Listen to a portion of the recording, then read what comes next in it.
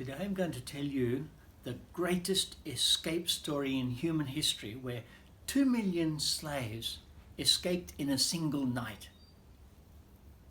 You remember how Moses had to run away from Egypt when the king wanted to kill him? One day he was out in the wilderness with his sheep, and God appeared to him and said, "I am the God of your ancestors. I have seen how the Egyptians have been beating up on my people, and I've heard their cry of distress, and I'm sending you to lead them out of Egypt to a land flowing with milk and honey." So Moses went to Egypt. He went to the king and said, "This is what the God of the Israelites says. Let my people go, that they may worship me." The king said, "Oh, who is the God of the Israelites? I don't know any God of the... No, I will not let them go."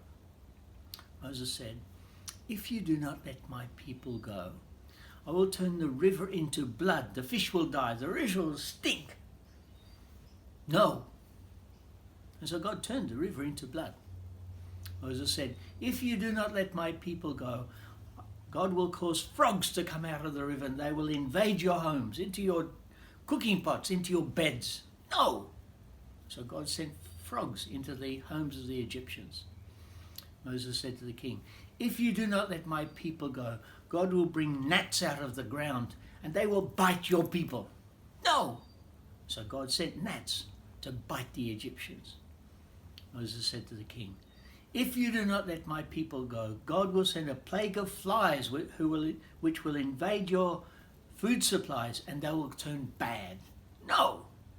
So God sent a plague of flies on the land of Egypt.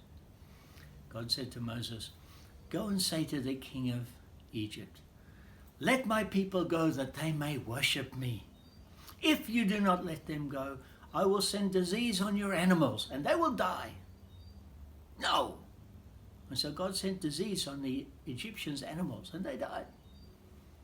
Moses said to the king, "Let my people go, or God will send painful boils on the Egyptians." No. And so God sent painful boils on the Egyptians. God said to Moses, "Go to the king of Egypt and say, let my people go, that they may worship me. If you do not let them go, I will send the worst hailstorm Egypt has ever seen, which will destroy the crops." No. So God sent a terrible hailstorm on Egypt. Moses said to the king, "Let my people go.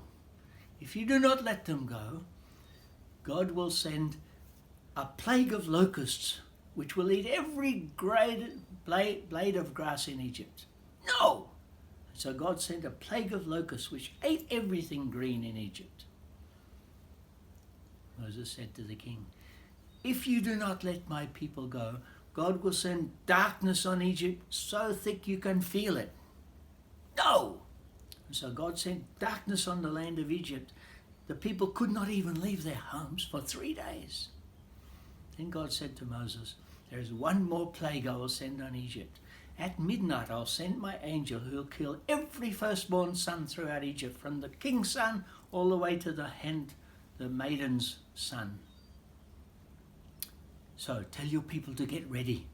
So Moses told the people of Israel to get ready to leave the land of Egypt. And at midnight God sent the angel who killed the firstborn son of every family in Egypt. In the middle of the night, the king called Moses and said, "Get out of my country, all of you." And so that very night, all the Israelites left the land of Egypt along with their flocks and herds. The greatest escape in human history, which is celebrated throughout the world every year to this very day. God is the greatest escape artist.